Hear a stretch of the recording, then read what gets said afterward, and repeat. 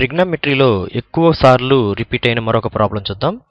tan θ plus secant θ minus 1 by tan θ plus tan θ minus secant θ plus 1 is equal to 1 plus sin θ by cos θ అని చూపండి. ఈ problem కూడా ఎక్కువ సార్లు repeat అయిన problem. 1 plus sin θ by cos θ అని చూపాలి. ఇప్పుడు మనం ఇచ్చిన దాంట్లో దీన్ని మనం ఏం చేస్తామంటే LHS తీసుకుని ఆన్సర్ చేసేటప్పుడు ఈ LHSలో ఉన్న దాన్ని సాల్వ్ చేసుకుంటూ నిదానంగా పైకి తీసుకువెళ్దాం. కావాల్సిన RHS చూపిస్తాం. tan θ plus secant θ minus 1 by tan θ minus secant θ plus 1. ఈ ప్రాబ్లంలో చాలా సింపుల్గా మనం ఏం చేయాలంటే ఈ 1 అనే దాన్ని పైన మనం కొంచెం మార్పు చేస్తే సరిపోతుంది. అంటే secant square θ minus tan square θ is equal to 1 అని మనకు తెలిసిన ఈ ప్రాబ్లం. దీన్ని మనము ఇక్కడ సబ్స్టిట్యూట్ చేస్తాం. అంటే that is equal to tan θ plus secant θ అలాగే ఉంటుంది మైనస్ 1 అలా secant square θ minus tan square θ. ఇక్కడ ఈ విధంగా మార్పు చెందుతుంది. కింద ఉన్న వాటిని ఏ విధమైన మార్పు చేయకూడదు.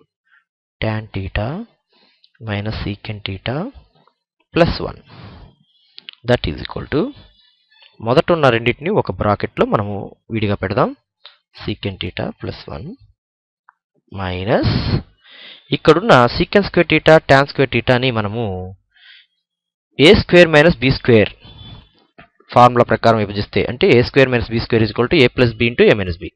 ఆ విధంగా విభజిస్తే secant θ plus tan θ into secant θ minus tan θ. కొంచెం బ్రాకెట్గా వేద్దాం కరెక్ట్గా, లేదా దీన్ని మనము కొంచెం మార్పు చేద్దాం. ఇక్కడికి కిందగా వేద్దాం. secant θ మైనస్ tan θ బై మొత్తానికి tan θ minus secant θ plus 1 is equal to అనేది ఎప్పుడు కూడా ఖచ్చితంగా ఈ విధంగా పెట్టాలి. దీని నుంచి మాత్రమే బై ఉండాలి. రాసేటప్పుడు కూడా మనం జాగ్రత్తగా చేయాలి. ఇక్కడ ఉన్న వాటిలో secant θ plus tan θ plus secant θ రెండు ఒకటే. దాన్ని మనం కామన్ చేద్దాం. అసలు ఇక్కడ వచ్చిన దీనికి ఏ ప్రాబ్లం అనేది ఇక్కడ మనం a square minus b square is equal to a minus b into a plus b అని ఈ ఫార్ములాని ఈ విధంగా ఒక బ్రాకెట్ ప్రకారం పెడితే సరిపోతుంది.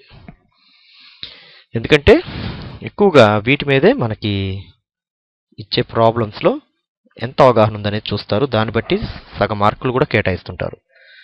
ఇప్పుడు ఏమవుతుందంటే పైన ఉన్న రెండిట్లోనూ tan θ ప్లస్ secant θ అని మనం కామన్ తీస్తాం. అప్పుడు ఇది ఏమవుతుందంటే 1 మైనస్ ఇక్కడ ఉన్న secant θ మైనస్ tan θ అలా secant θ ప్లస్ tan θ అవుతుంది. మైనస్ లోపలికి వెళ్ళి ఇక్కడ హెచ్చవేయబడుతుంది బై కింద మనకి ఇచ్చింది ఏంటంటే tan θ మైనస్ secant θ ప్లస్ 1.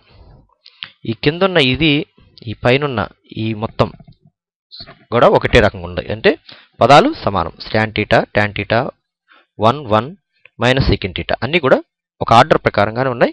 కాబట్టి దీన్ని మనము యాడ్ చేస్తే ఒకే విలువలు వస్తాయి కాబట్టి రెండు సమానం కాబట్టి వాటిని కట్ చేస్తాం. ఇప్పుడు మిగిలింది ఏమిటంటే tan θ ప్లస్ secant θ. ఈ రెండింటికి కూడా వాటి విలువలు రాద్దాం.